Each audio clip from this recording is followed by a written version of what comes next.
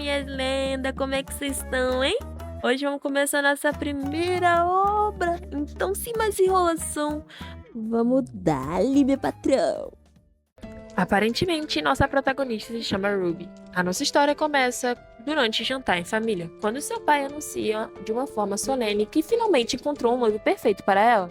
Ao ouvir as palavras do pai, Ruby se sente um enjoo imediato, com o estômago revirado, de angústia. Seu irmão Enzo reage com uma indignação e exclama de novo: não faz só 3 meses que ela terminou com o último noivado? Enzo, segundo filho, continua reclamando.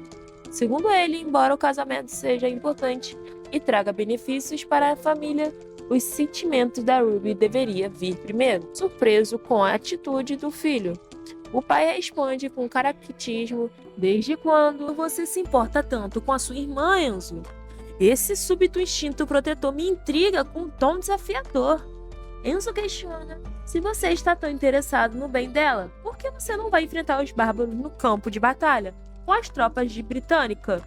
Sem hesitar, retruca: e por que não? Esses bárbaros não são páreo para mim. Sou o maior cavaleiro que já existiu. Antes que Enzo pudesse continuar, o pai interrompe, perdendo a paciência. Já ouvi besteira demais por hoje, Enzo. Enquanto o clima fica tenso na mesa, Ruby, ainda abalada, sorri de forma inesperada e com um brilho curioso nos olhos pergunta: então, pai, que tipo de pessoa ele é, pai? O pai sorri e responde com entusiasmo: ele é o herói de Britânica, além de ser um sobrinho do rei. É conhecido como o cavaleiro mais poderoso do norte e, para completar, é muito bonito. Tenho certeza que você vai gostar dele. Enzo protesta e imediatamente: o que, pai? Não, você não sabe o quão ruim é a reputação dele. E enquanto o pai do Enzo discutem, Ruby pensa: meu pai não faz ideia de que esse belo cavaleiro do norte é aquele que tanto elogia. Um dia virá destruir a nossa família. De repente, ela sente um toque em seu ombro. O seu irmão chama a Ruby e a mão que a tocou começa a acariciá-la, deixando-a desconfortável. E em sua mente, Ruby lembra: esse homem se chama Cesare de Borgia, o filho mais velho do nosso pai. Todos olham para Ruby esperando que ela aceite o noivado, sem hesitar. Pressionada, ela sorri e agradece ao pai. Estou muito feliz por poder ajudar você, pai. Seus pais riem contentes com a decisão, enquanto Cesário, o irmão mais velho, beija sua testa e diz: que garota gentil você é, minha Ruby. Por dentro, porém, Ruby sabe que é verdade. Mesmo sorrindo, ela pensa que vai bolar um plano assim que puder. Depois de vomitar para aliviar a sensação ruim, se não agir rápido, será morta pelo temido Cavaleiro do Norte, que a tem na lista negra. Além de sua família, na verdade, na vida passada, Ruby morreu num acidente de helicóptero. Quando achou que estava livre do inferno em que vivia, ela renasceu, personagem de um livro que já leu. Agora presa nessa nova vida, Ruby percebe que seu destino será tão miserável quanto o anterior. Ela não escapou do inferno, apenas entrou no outro, no presente.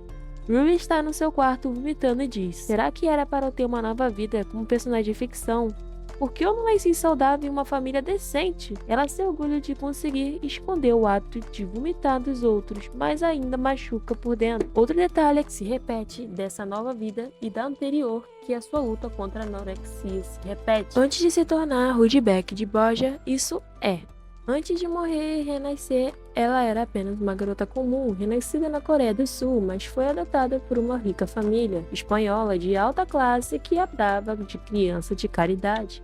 Graças a essa família, Ruby teve aos luxos de criança bastarda. Frequentou uma escola particular, fez aulas de balé e entrou para um clube de tênis. E aprendeu a montar cavalo, a viver uma vida de privilégios. E contudo, o tempo, Ruby percebeu que nunca seria realmente aceita entre os ricos, sem entender que ela era o alvo das piadas. Quando foi ridicularizada na escola pela primeira vez, ela apenas riu, sem entender que era o alvo das piadas. Com o passar dos anos, o bullying continuou, tornando quase insuportável, mas a vida em casa também era difícil. Para o mundo, sua família parecia perfeita. Mas na verdade, seus pais tinham amantes, seu segundo irmão mais velho se entregava às drogas e à promiscuidade. E a sua única fonte de afeto, sua irmã mais velha, tirou a própria vida aos 21 anos. Até mesmo o irmão que ela achava normal acabou se revelando tão cruel quanto o próprio pai. Ruby aprendeu a agir como a filha perfeita, brilhante e alegre, inteligente, submissa e obediente. Isso se tornou natural. Saber que se errasse pagaria caro por isso. Infelizmente, nessa nova vida, as coisas não são muito diferentes. Aos 16 anos, Ruby leu por acaso um livro de romance, de fantasia. Em um site, o livro chamava-se Sodoma. E o cálice sagrado é que nela acabou se transformando na vilã da história, conhecida como a Rudberg de Borgia. A trama girava em torno de um papa corrupto e seus seguidores. Na época, o poder do papa sobre a sociedade era quase divino. Para detê-los, os membros honestos da igreja de famílias nobres do norte se uniram para eliminar o papa de Borgia. Em toda a sua linhagem era uma história de justiça poética de Rubikia. A filha do papa estava fardada a morrer pelas mãos de seus próprios maridos. Tem espaço para romance de Rubikia de Borgia. Foi usada pelo seu pai como peão político. Por ela passou a deixar o like nesse vídeo, galera. Eu vou trazer a continuação para vocês, mas como esse é o nosso primeiro vídeo, eu espero que vocês gostem e deixem o like para a continuação. Não vacila, hein, mané? Tô de olho.